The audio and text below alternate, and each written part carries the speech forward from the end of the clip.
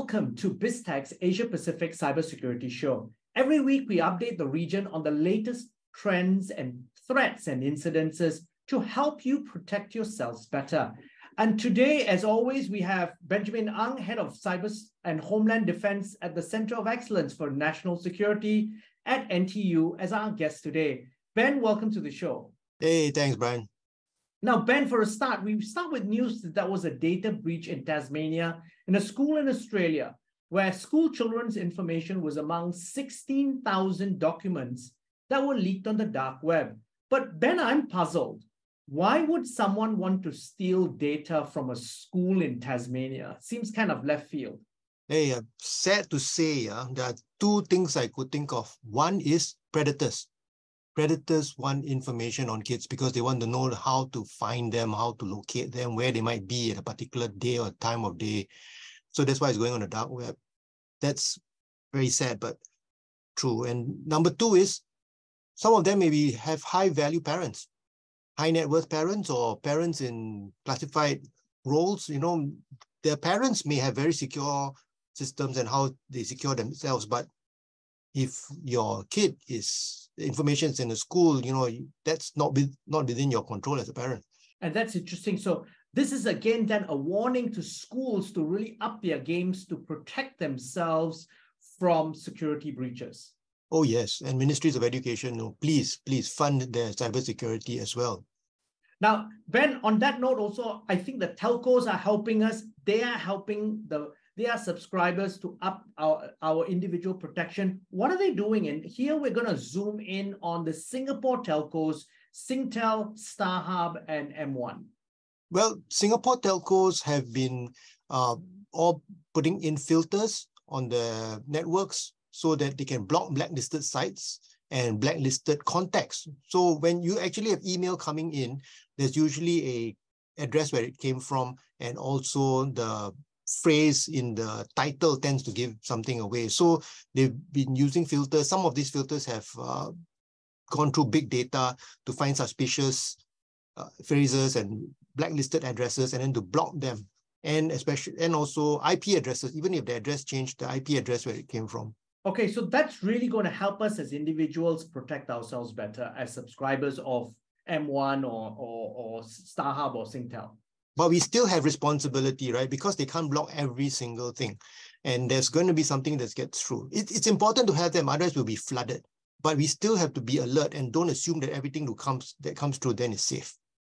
Okay, now on that note, we're going to zoom in over to our guest from Malaysia. His name is TK Tan. And TK is joining us shortly. He's based in Jakarta currently. TK, welcome to the show. Hi, Brian. Now, TK Tan is the president of the Internet Alliance of Malaysia, which is an association of leading digital service providers in Malaysia. He is also the CEO of Qinetics Group, which has been around since 2002. Now, TK, for a start, could you give us a snapshot of the cybersecurity landscape in Malaysia right now? Because in the region, it seems to be that Malaysia has seen a lot of breaches recently. Yeah, that's true. The breaches are everywhere, but is getting more rampant in Malaysia. I just get the news that Malaysia is the third least protected country in the cybersecurity in Asia.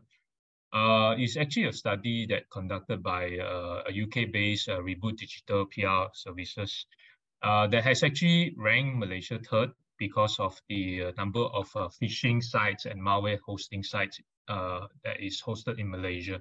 So you could see that all these phishing and malware are tools that leads to attacks. So once our access is being leaked, so naturally you can see more breaches will come through. Yeah.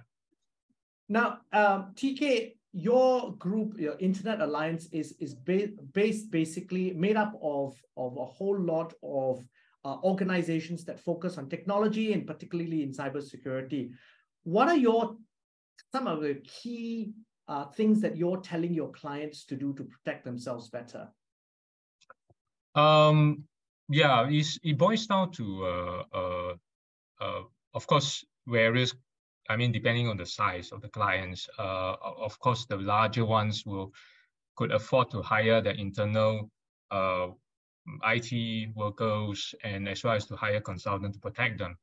But when it comes to SME, that's where the challenge is. A lot of concepts when it comes to base in cybersecurity is always set in the mind that is expensive to implement. So first thing first, I guess we need to understand that cybersecurity is a matter of security rather than technology. So as long as you have the knowledge or the awareness how to defend yourself, simple things can be implemented to prevent some of these attacks. Yeah. PK, I really like that you said that cybersecurity is a security problem and not a technology problem. I totally agree with you. So what are the ways that kind of SMEs can actually get some cyber help? You know, they are always worried about budgets and. Yeah, I guess as I mentioned just now, is the very least is to have updated software, install things like antivirus, anti-spams, also backed up your data, you know, in case there's any attack, you can still recover your data.